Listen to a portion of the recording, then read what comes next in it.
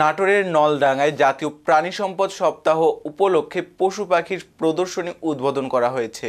বুধবার ২৬ নভেম্বর প্রাণী সম্পদ ডেইরি উন্নয়ন প্রকল্প LDDP এর সহযোগিতায় প্রাণী সম্পদ অধিদপ্তরের আয়োজনে উপজেলা পরিষদ মাঠে একটি র্যালি অনুষ্ঠিত হয়। পরে প্রধান অতিথি উপজেলা নির্বাহী অফিসার প্রিয়াঙ্কা দাস প্রাণী সম্পদ প্রদর্শনীর উদ্বোধন করেন। প্রদর্শনীতে ২৫টি স্টল রয়েছে।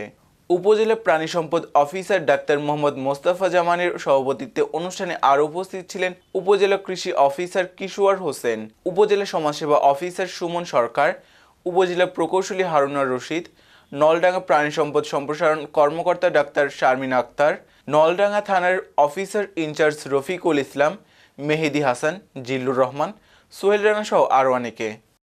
আজকে নলডাঙ্গা প্রাণী সম্পদ প্রদর্শনীর উদ্বোধন হলো।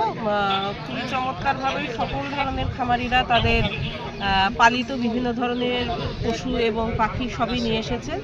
গরু, ছাগল, হাঁস, মুরগি, তিতির পাখি থেকে শুরু করে সব ধরনের পশু পাখি রয়েছে এবং তার সাথে বিভিন্ন ধরনের ওষুধপত্র, তারপর যন্ত্রপাতি, এগুলোরও সব প্রদর্শনী হচ্ছে।